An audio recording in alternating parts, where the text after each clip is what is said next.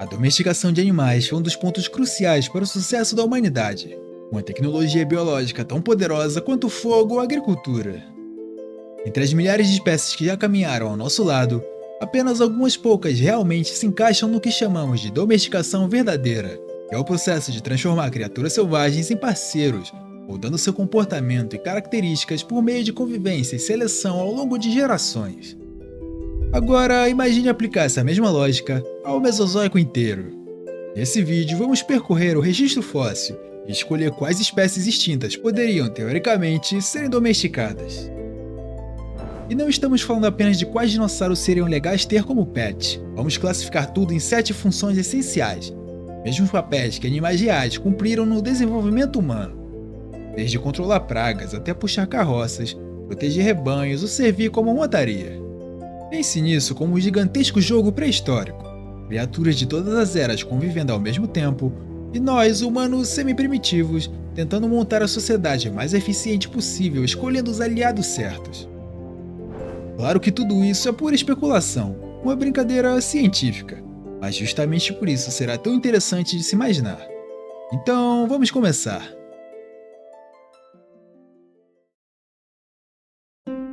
A domesticação dos gatos foi um processo bem simples. Quanto mais roedores e pragas surgiam nas plantações, mais gatos selvagens apareciam. Com o tempo, eles passaram a depender dos assentamentos humanos, e nós ficamos felizes em tê-los por perto para lidar com as pragas. No nosso mundo mesozoico alternativo, eu escolheria um pequeno dromeosaurídeo, mais especificamente o Microraptor. Pequeno, ágil, com garras afiadas e um corpo leve, ele poderia ser treinado para capturar roedores e insetos. Seu estilo de vida arborícola e sua habilidade para planar o tornariam perfeito para patrulhar plantações, celeiros e estábulos, lugares onde a escalada e caça aérea são uma grande vantagem. Outra vantagem é que, por ser um animal pequeno de metabolismo elevado, o Microraptor precisaria caçar com frequência, tornando-se um controlador de pragas sempre muito ativo. Em troca, ele receberia abrigo de nós humanos, alimento extra e proteção contra predadores maiores. Com o tempo, essa relação levaria a uma seleção natural e artificial. Indivíduos menos agressivos, mais tolerantes à presença humana e mais eficientes na caça. Com a domesticação avançando, podemos imaginar até linhagens específicas adaptadas a tarefas diferentes. Alguns microraptors mais leves e silenciosos serviriam para caçar insetos, ratos e pequenas pragas dentro de celeiros. Outros, um pouco maiores e de asas mais robustas, seriam especializados em patrulhar plantações e campos abertos. Em resumo, esse pequeno dromeosaurídeo não só ocuparia o papel dos gatos, como poderia se tornar um dos animais domésticos mais úteis do período Mesozoico alternativo. Uma espécie de gato com asas, mas com toda a personalidade e agilidade únicas de um dinossauro arborícola. Mas tão importante quanto as plantações do nosso mundo imaginário seria o gado. Eles fornecem comida, couro, gordura, ossos, ferramentas e até sabão. Aqui a lista é longa. Uma das razões pelas quais temos vacas e não elefantes como gado é que grandes mamíferos placentários têm pouquíssimos filhotes por ano. Já os dinossauros botavam ovos e podiam produzir dezenas deles de uma só vez, várias vezes ao ano. Muitos hadrossauros cuidavam dos filhotes como os mamíferos fazem, e com a ajuda humana, a taxa de sobrevivência aumentaria de forma gigantesca. Pelo menos até virarem carne de hambúrguer. Aqui, queremos um dinossauro grande o suficiente para render bastante carne, mas não tão gigante ao ponto que fica impossível de manejar. O saurópode, por exemplo, alimentaria uma vila inteira, mas abater um seria bem complicado com armas rudimentares. Por isso a melhor escolha seria um hadrossaurídeo, e entre eles eu escolheria o Ouranosaurus. O Ouranosaurus tem uma vantagem única, as suas longas espinhas dorsais. Esses ossos poderiam ser usados para fazer ferramentas, caldo de osso, adubo, ração, instrumentos musicais e outros artesanatos. Além disso, o tamanho do animal ainda garantiria muito couro, mantas e outros materiais bastante úteis para nós humanos. E para melhorar ainda mais, uma vaca rende cerca de 570 kg de carne, cerca de 47% do peso. O Ouranosaurus pesava cerca de 2.200 kg, mas tinha um corpo mais esguio, então vamos estimar que ele rendesse uns 30% de carne, algo em torno de 770 kg, o que não é nada mal. Mesmo que os dinossauros não produzam leite, eles produzem ovos. Ovos de hadrossauros variavam do tamanho de uma bola de tênis até uma bola de futebol. Assim como fizemos com as galinhas, humanos poderiam selecionar fêmeas que colocassem mais ovos. Claro que não teríamos ovos diários como das galinhas modernas, mas ainda assim seria uma grande vantagem. Agora que escolhemos o nosso gado, precisamos de um guardião para eles. Para o Ouranosaurus, que vive em grupos e se desloca por grandes áreas, seria necessário um protetor igualmente imponente. E a minha escolha aqui seria o Lambeosaurus. Embora separados por milhões de anos na linha do tempo real, nesse cenário alternativo eles dividiriam ambientes semelhantes, e muito provavelmente se integrariam bem ao rebanho. Ele não é um predador, mas sim um herbívoro, e você vai entender o motivo para essa escolha. Apesar de grande e forte, seu maior trunfo não é físico, é acústico. A famosa crista oca, que funciona como uma câmara de ressonância, permitiria ao Lambeosaurus produzir sons graves e potentes, quase como uma corneta natural. Em um ambiente pastoral, isso seria um recurso valiosíssimo. O único chamado poderia alertar tanto o rebanho quanto os humanos sobre a aproximação de predadores, mudanças climáticas bruscas ou até conflitos entre animais. Com o tempo, humanos e Lambeosaurus poderiam desenvolver uma espécie de linguagem única prática. Toques longos para perigos distantes, chamados curtos para reunir o grupo e vocalizações específicas para redirecionar o rebanho. Esse tipo de comunicação já ocorre com espécies modernas, como renas, bois, elefantes ou os latidos de cães de pastoreio, e acredito que poderia evoluir de forma semelhante. É claro que lidar com um animal tão grande traria riscos. Um Lambeosaurus assustado ou mal treinado poderia atropelar cercas, ferir humanos ou dispersar o rebanho. Mas ao longo das gerações, técnicas de manejo seriam refinadas, desde filhotes habituados à presença humana até ferramentas sonoras feitas por nós que imitassem seus chamados, servindo como um método seguro de condução e controle. No fim, o Lambeosaurus se tornaria mais do que um guardião, seria um pastor auxiliar.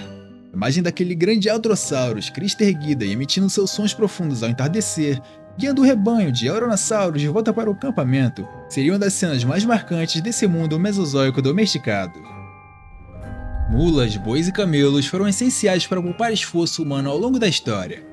No nosso mundo alternativo, Ouranosaurus e Lambeosaurus até poderiam assumir esse papel, mas existe um candidato ainda mais eficiente, e surpreendentemente não é bem um dinossauro. O Lystrosaurus é na verdade um dicinodonte do final do Triássico. Ele era o maior animal terrestre não dinossauro de seu tempo, podendo atingir até 9 toneladas. Seu corpo compacto e extremamente robusto, membros fortes e um sistema digestivo preparado para lidar com vegetação fibrosa fazem dele um verdadeiro trator natural. Isso tornaria perfeito para puxar arados, carroças, toras e realizar trabalhos pesados em assentamentos humanos.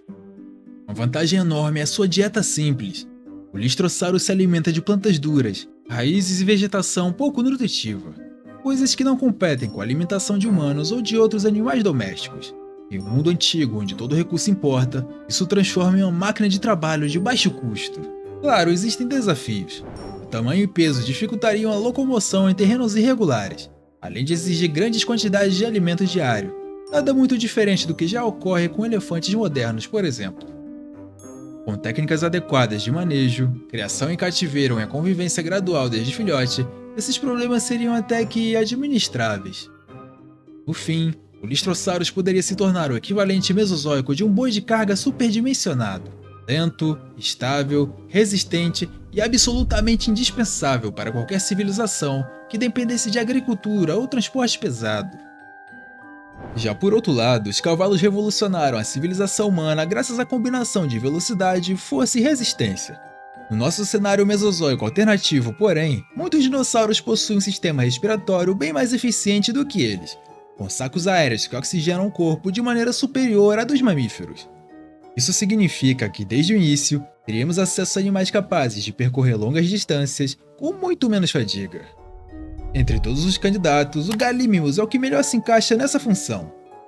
Os parentes modernas, as avestruzes, são incrivelmente rápidas e conseguem carregar peso e servir até de montaria, mas são limitadas pela fragilidade óssea.